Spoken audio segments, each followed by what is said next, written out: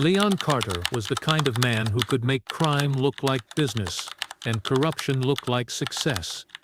The quiet architect of a British empire, built not on violence but on deception, power and billions of laundered pounds flowing in from Russia's hidden elite.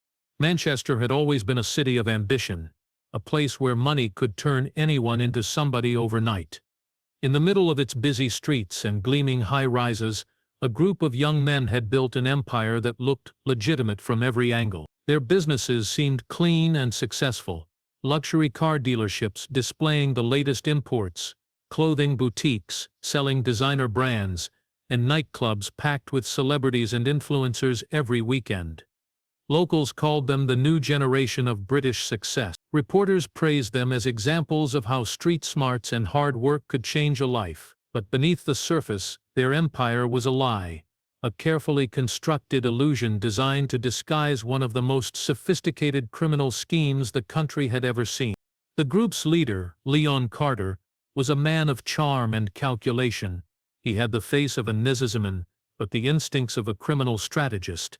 His background was ordinary, his early life unremarkable, but he had a gift, an ability to see opportunities in chaos. When he started his first business, a small car garage, no one could have imagined that it would become the foundation for a multi-million-pound laundering network. The cars that passed through his dealership weren't just vehicles, they were tools, each one carrying layers of hidden money, invoices, and financial tricks that turned dirty cash into clean profits.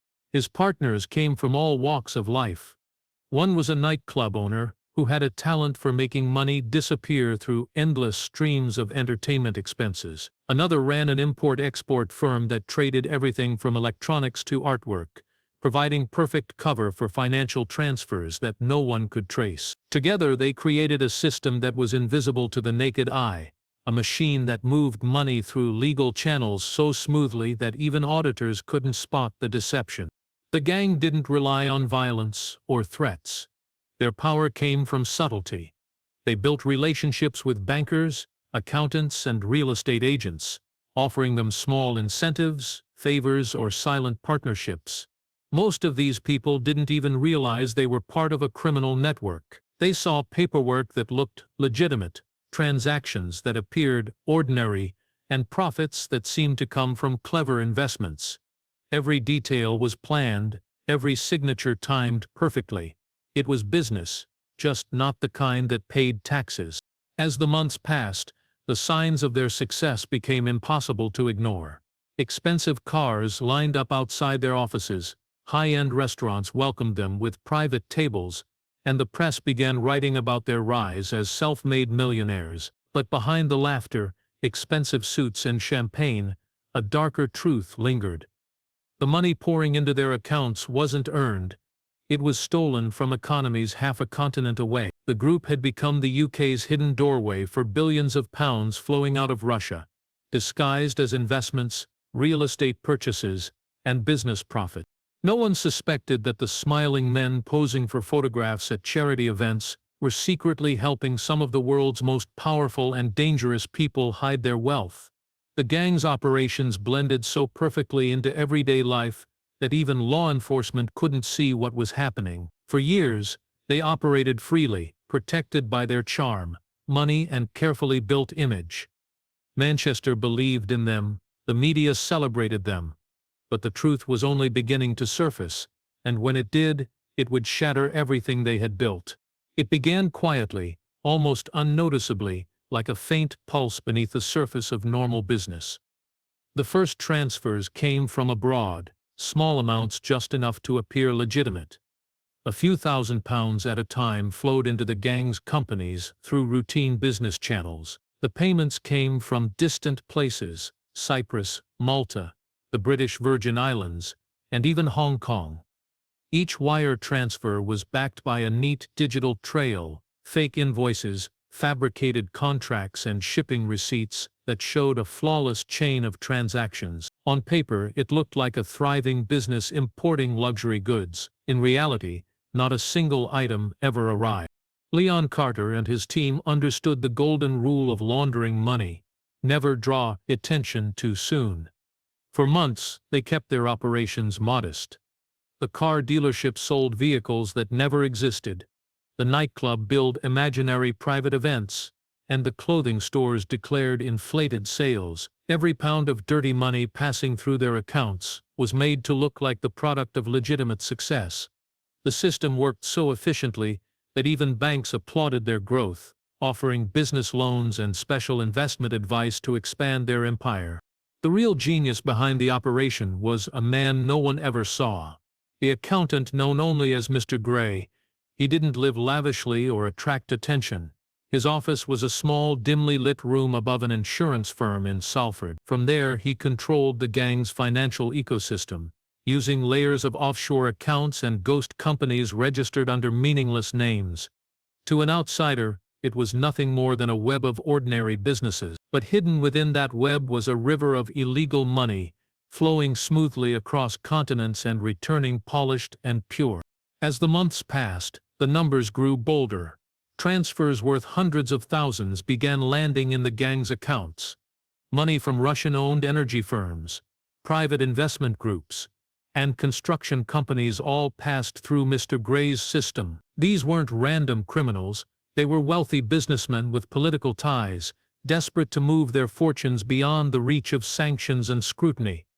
The gang became their silent partners, turning tainted wealth into clean capital with alarming efficiency. To keep the illusion alive, Leon ensured that every detail of their operation looked legitimate from the outside. Audits were passed with ease because every piece of documentation matched perfectly. The gang's staff had no idea they were processing criminal money. To them it was just business as usual. The trick was in the timing. Mr. Gray staggered transactions so that no single transfer stood out, spreading them across dozens of accounts, all of them owned by fake clients or dormant companies. By the time law enforcement noticed irregular patterns, the money had already vanished, dissolved into a maze of offshore holdings and property investments. The gang didn't just move money, they erased its history. Each transaction was stripped of origin, leaving behind clean balances and convincing paper trails. Within a year, what began as cautious experimentation had evolved into a full-scale operation worth tens of millions. The gang's members upgraded their lifestyles quietly, avoiding too much flash but indulging in subtle luxuries, penthouses, private memberships, and exotic holidays paid in cash. They told themselves it was success, not crime. They believed they were smarter than the system, invisible and untouchable. But every transaction, every hidden account, and every forged invoice was another thread leading directly back to them, a trail waiting to be followed, and soon, someone would start following it. By the time 2019 arrived, the gang's ambitions had outgrown Manchester. What had started as a handful of front businesses was now a nationwide network that stretched across the United Kingdom. They no longer needed to hide behind car dealerships and nightclubs. Their reach extended into construction firms, property agencies, and import companies that dealt in everything from electronics to antiques. Every business was real on paper, complete with employees, tax records, and official registrations, but in truth, most of them existed only to serve one purpose: to disguise and circulate millions of pounds of illegal money. Leon Carter understood that expansion was the key to safety. The more places the money could move through, the harder it would be to trace.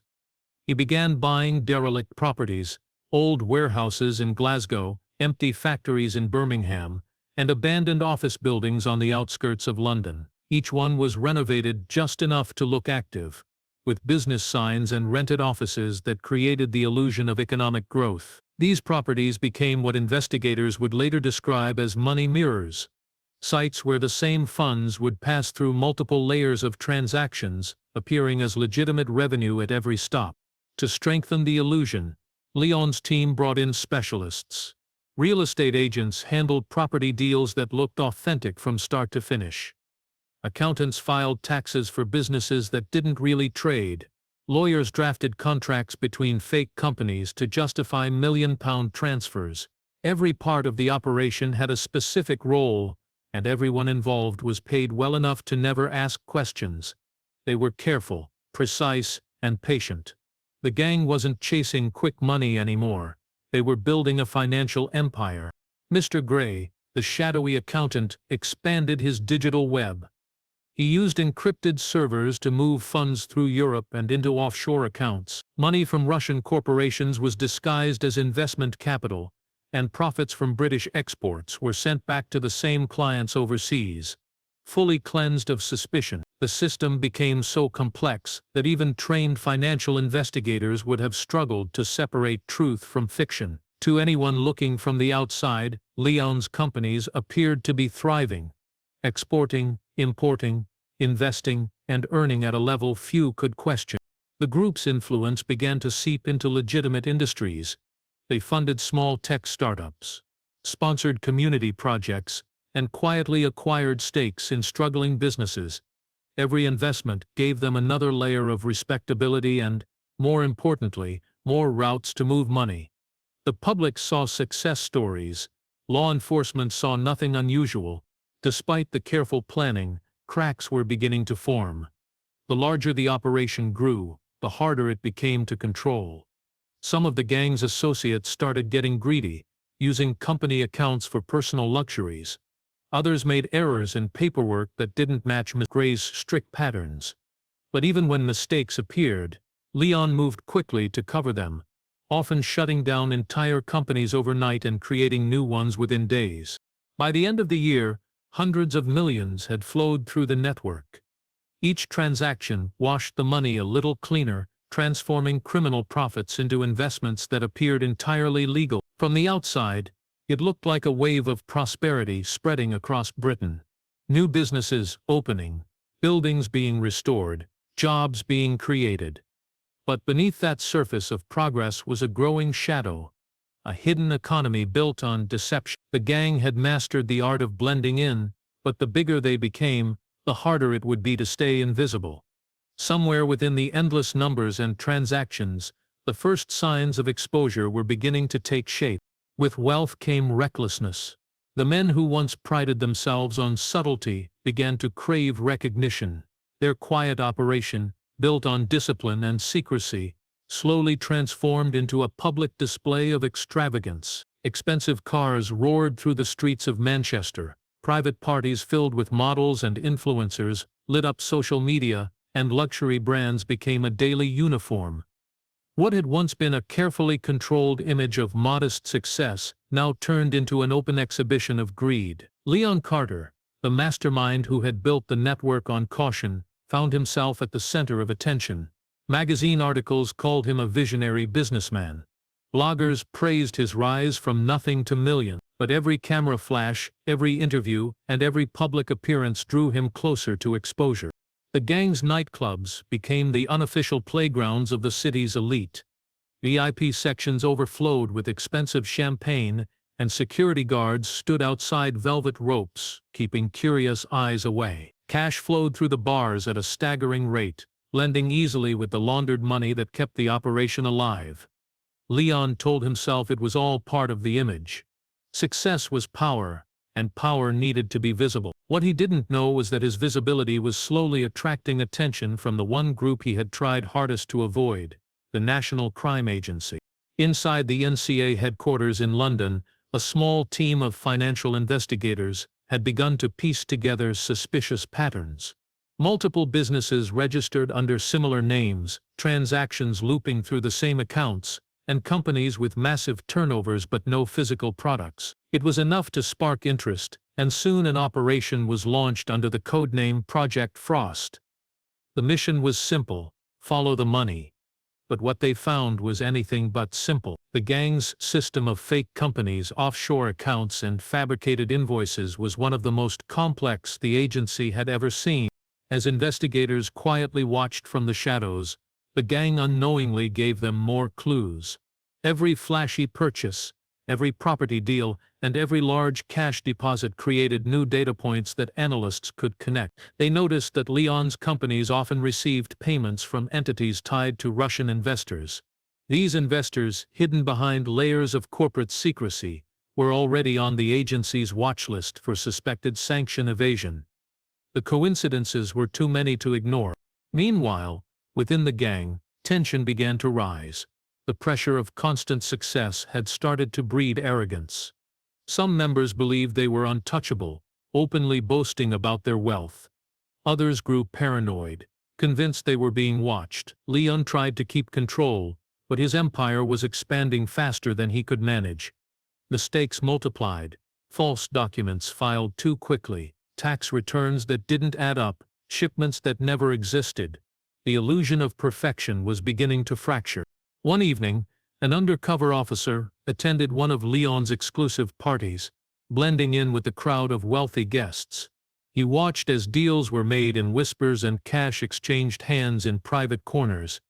Every face, every gesture, every word became evidence. Leon smiled for the cameras, unaware that a silent investigation was closing in around him. The walls he had built with money and manipulation were still standing, but cracks had begun to show. Project Frost had officially found its target, and the countdown to his downfall had quietly begun. As the investigation deepened, the truth that emerged was far darker than anyone had expected. The UK gang wasn't just laundering money for local criminals or tax evaders. They were part of a global network serving some of Russia's most powerful and untouchable elites. Hidden behind the polished fronts of car dealerships, real estate firms, and nightclubs were billions belonging to businessmen and politicians who had long mastered the art of secrecy. These weren't random clients, they were individuals directly connected to sanctioned industries, energy companies, and political powerhouses. Through Leon Carter's empire, their fortunes flowed freely into the United Kingdom, undetected by traditional banking systems. The NCA's analysts traced the origins of the money back to several Russian corporations under international scrutiny.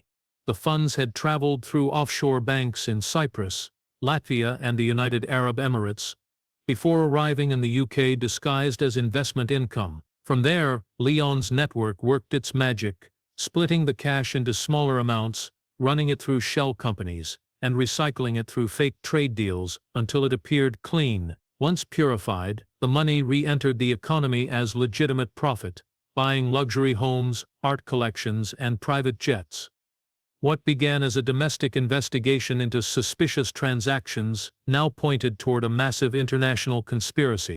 Leon had no illusions about who his clients were. He knew he was dealing with dangerous people, men who operated above the law, protected by wealth and political influence. But for him, the money was irresistible. Every new client meant more power, more prestige, and a deeper sense of invincibility. He had created a system that not only benefited him, but also gave foreign oligarchs a lifeline to preserve their fortunes despite sanction. The gang's operations became vital to their clients. Without them, their money would have been trapped.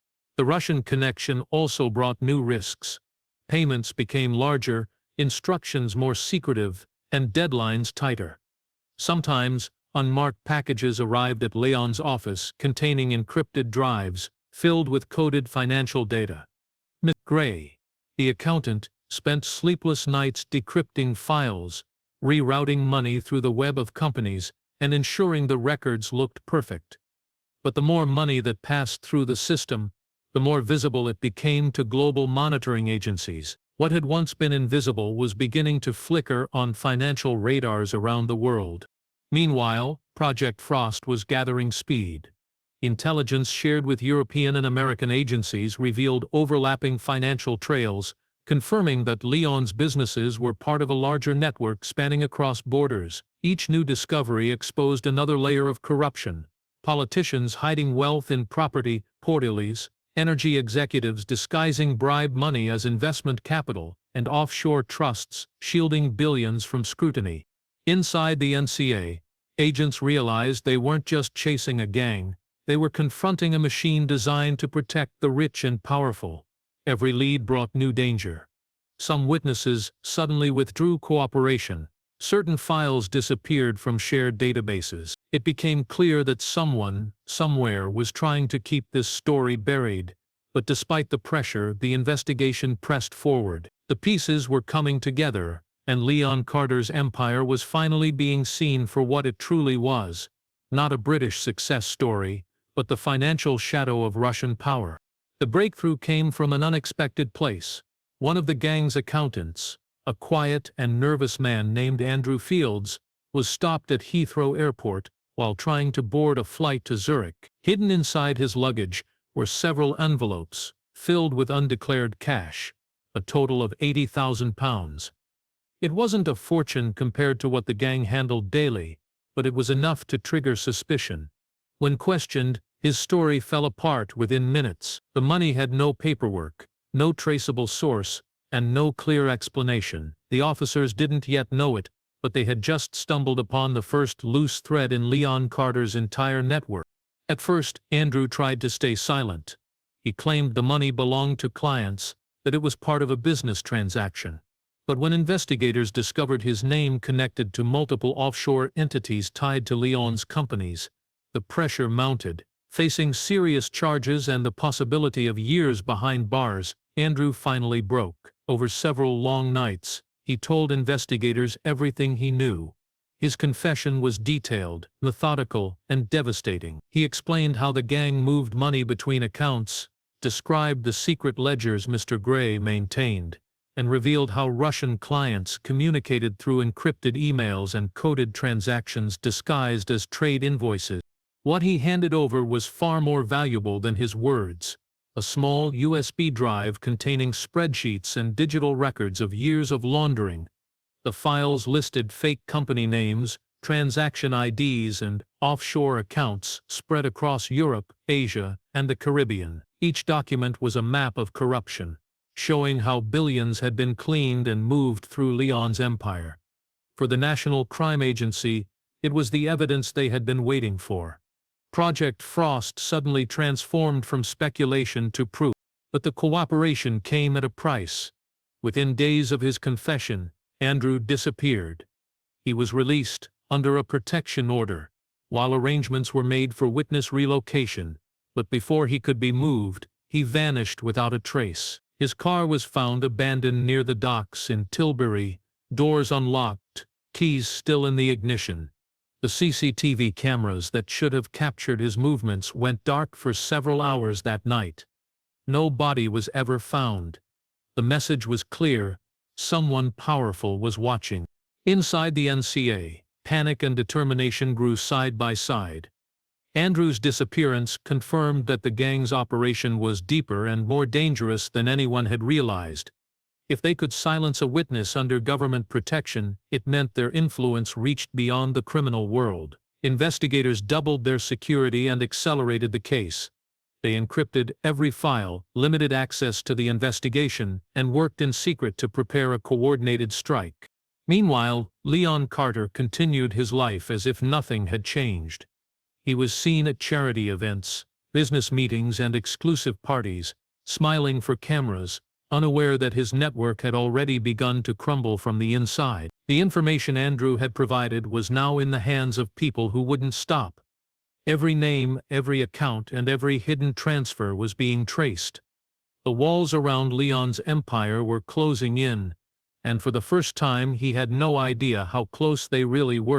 It all came crashing down in the early hours of a cold February morning. Across the United Kingdom, coordinated raids revolted with military precision.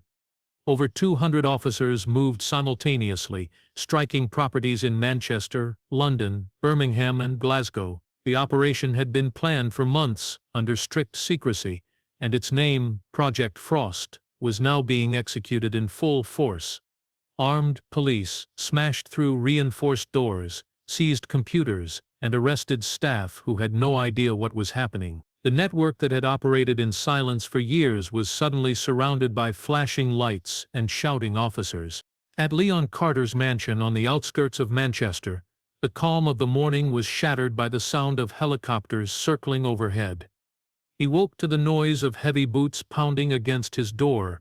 By the time he reached the window, black-clad officers had already stormed the property. In the panic, he tried to make a phone call, but his encrypted line had already been cut. Within minutes he was handcuffed, his house swarming with agents cataloging documents, seizing laptops, and photographing stacks of cash hidden in designer boxes. On the walls hung expensive artwork later confirmed to have been purchased with laundered funds. In London, investigators raided several of the gang's registered offices. Behind the polished glass doors of seemingly legitimate companies, they found desks filled with false invoices, offshore account details, and coded ledgers. One office, registered as an import-export firm, had no sign of any actual trade activity.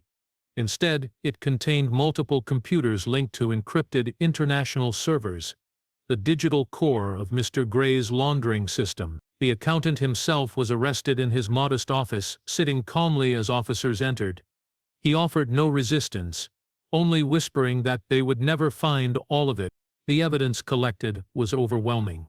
Financial records revealed hundreds of shell companies operating across Europe, many traced back to sanctioned Russian oligarchs. Investigators found proof of properties purchased under fake names, private jets paid for with disguised transfers, and millions moved through charity accounts, meant to appear philanthropic. Every detail matched what Andrew Fields, the missing accountant, had described before his disappearance. The digital trail he left behind led directly to Leon Carter and his closest associates. As news of the arrest spread, media outlets descended on Manchester. Headlines called Leon the British face of Russian dirty money. Cameras captured him being led out in handcuffs, his once confident expression replaced by silent disbelief. For years, he had convinced himself that his system was untouchable, that his connections were strong enough to shield him. But now, standing under the bright glare of television lights, he realized that the game was over. In the following weeks, dozens of properties were seized, bank accounts frozen, and luxury cars impounded. Investigators uncovered more than $120 million in assets directly linked to the operation. But even as Leon sat in custody, refusing to speak, one unsettling truth remained. Large portions of the money were still missing. Somewhere, hidden beyond the reach of law enforcement, billions had already been transferred offshore. The operation had been dismantled, but the fortune it helped move was gone, scattered across the world, hidden behind digital walls that no one might ever break. The aftermath of the operation left behind a trail of confusion, silence, and unanswered questions.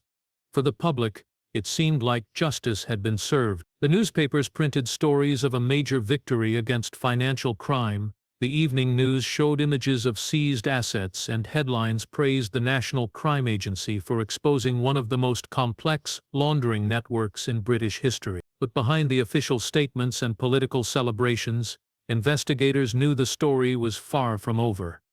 The arrests had ended the gang's visible empire, yet the hidden machinery of their operation continued to hum quietly in the background. Billions had already vanished into offshore accounts before the raids began, and those funds were now buried under new layers of false ownership and encrypted transactions. Leon Carter was tried in one of the most closely watched cases the country had ever seen. The courtroom was filled with reporters, lawyers, and government officials, all eager to witness the downfall of a man once celebrated as a self-made millionaire. The prosecution laid out mountains of evidence, spreadsheets, emails, and property records, linking Leon to hundreds of illegal transfers. Witnesses described how the gang's companies acted as cleaning systems for Russian wealth. When the verdict finally came, it was decisive: guilty on multiple counts of money laundering, conspiracy, and fraud. Leon was sentenced to 30 years in prison, his assets stripped, his empire destroyed. Yet even as he was led away, a faint smile remained on his face. He knew something the court didn't. Not all of his fortune had been found. In the months following the trial, investigators tried desperately to track the missing money.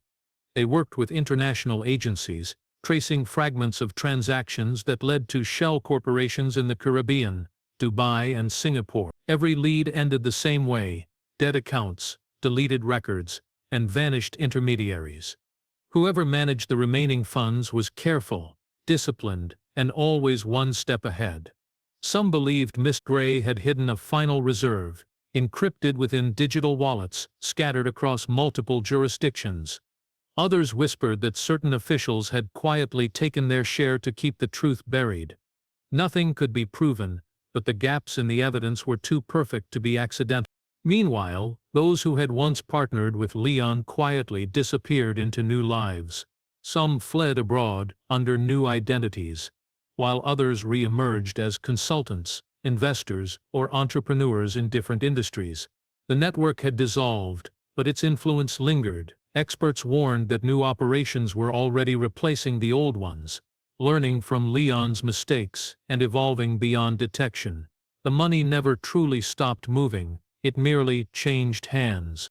Years later, a journalist investigating corruption in Europe stumbled upon familiar patterns: small transfers, shell companies, and property deal resembling Leon Carter's old methods. The names were different, but the blueprint was the same. It became clear that the operation's spirit had survived, adapted, and spread. The story ended not with finality, but with a chilling truth. While men like Leon could be caught, the system they built would always find new architects. Somewhere in hidden offices and encrypted servers, the flow of dirty money continued, silent, endless, and untouchable.